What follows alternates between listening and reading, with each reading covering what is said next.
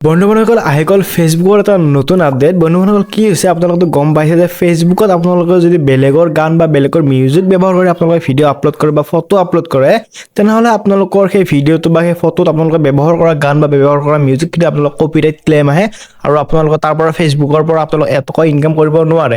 এইখিনি আপডেট বহুত দিন হ'ল আহিছে, কিন্তু বৰ্তমান সময়ত আপোনালোকে যদি আপোনালোকৰ ফেচবুক কণ্টেণ্টত যদি আপোনালোকৰ নিজা ভইচ দিয়ে, তেনেহ'লে আপোনালোকে বেছিকৈ বেছি ৰিচ এংগেজমেণ্ট আৰু বেছিকৈ বেছি আপোনালোকৰ পোষ্টত আপোনালোকৰ ৰেভিনিউ জেনাৰেট কৰিব পাৰিব বা বেছিকৈ বেছি আপোনালোকৰ টকা উপাৰ্জন কৰিব পাৰিব। কিন্তু আপোনালোকে যদি বেলেগৰ আপোনালোকৰ বস্তু, বেলেগৰ মিউজিক, বেলেগৰ গান আপোনালোকে ব্যৱহাৰ কৰে, তেনেহ'লে আপোনালোকে কপিৰাইট ইছ্যু আপোনালোকে ফেচ কৰিব লাগিব। কিন্তু এই ভিডিঅ'টোত মই আপোনালোকৰ বাবে এনেকুৱা কিছুমান টিপছ এণ্ড ট্ৰিক্স লৈ আহিছোঁ, যাৰ সহায়ত আপোনালোকে আপোনাৰ বেলেগৰ গান বা বেলেগৰ মিউজিক ব্যৱহাৰ কৰিও আপোনালোকে কপিৰাইটৰ পৰা আপোনালোকে দূৰত থাকিব পাৰিব। কি এইবিলাক টিপছ মই আপোনালোকক আগত কৈ আছোঁ। তাৰ আগত আপোনালোকক মোৰ এই ভিডিঅ'টোত স্বাগতম জনাইছোঁ, আৰু আপোনালোকে যদি মোৰ চেনেল নতুন আহিছে তেনেহ'লে প্লিজ চেনেলটো ছাবস্ক্ৰাইব কৰি বেল আইকনটো দবাই থৈ দিব, কাৰণ এনেকুৱা ধৰণৰ ইণ্টাৰেষ্টিং আৰু ইনফৰ্মেটিভ ভিডিঅ'বোৰ অসমীয়াত কেৱল মোৰ ইউটিউব চেনেলত পাব। অলপ বন্ধুসকল এতিয়া ভিডিঅ'টো মাজলৈ আগবাঢ়ো। বন্ধুসকল আপোনালোকে বেলেগৰ গান, বেলেগৰ মিউজিক বা বেলেগৰ চাউণ্ড ইফেক্ট ব্যৱহাৰ কৰি আপোনালোকে ফেচবুকত কপিৰাইটৰ পৰা দূৰত থাকিবলৈ আপোনালোকৰ তিনিটা উপায় আছে।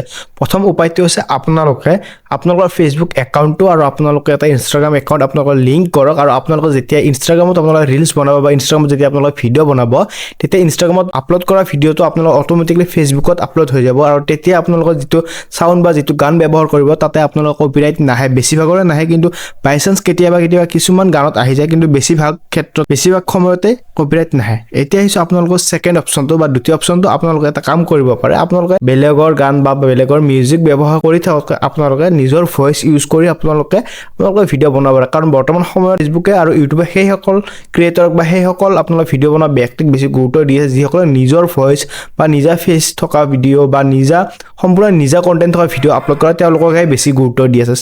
থাৰ্ড নম্বৰ অপশ্যনটো হৈছে, যদি আপোনালোকৰ কণ্টেণ্ট বা আপোনালোকৰ ভিডিঅ'বিলাক এনেকুৱাই যে বেলেগৰ গান বা বেলেগৰ মিউজিক ব্যৱহাৰ নকৰাকৈ আপোনালোকৰ ভিডিঅ'টো আধৰুৱা হৈ থাকে, তেনেহ'লে আপোনালোকে কিছুমান পেইড ৱেবছাইট বা কিছুমান এনেকুৱা ধৰণৰ ৱেবছাইট আছে, য'ত আপোনালোক কপিৰাইট ফ্ৰী চাউণ্ড বা কপিৰাইট ফ্ৰী গান আপোনালোকে ডাউনলোড কৰি ব্যৱহাৰ কৰিব পাৰিব। তাৰ পৰা আপোনালোক কোনো ধৰণৰ কপিৰাইট দিব নোৱাৰে, ফেচবুকেও দিব নোৱাৰে, আপোনালোক কোনোৱে কপিৰাইট দিব নোৱাৰে। আপোনালোকে একদম নিশ্চিতভাৱে আপোনালোকে একো টেনশ্যন ল'ব নালাগে। আপোনালোকে জাষ্ট এইবিলাক ৱেবছাইটৰ পৰা আপোনালোকে ডাউনলোড কৰক, গানে হওক বা মিউজিকে হওক বা ছঙে হওক, যি হওক আপোনালোকে ডাউনলোড কৰি আপোনালোকৰ ভিডিঅ'ত ইউজ কৰিব পাৰিব। আপোনালোকৰ ভৱিষ্যতেও কেতিয়াও কপিৰাইট নাহে।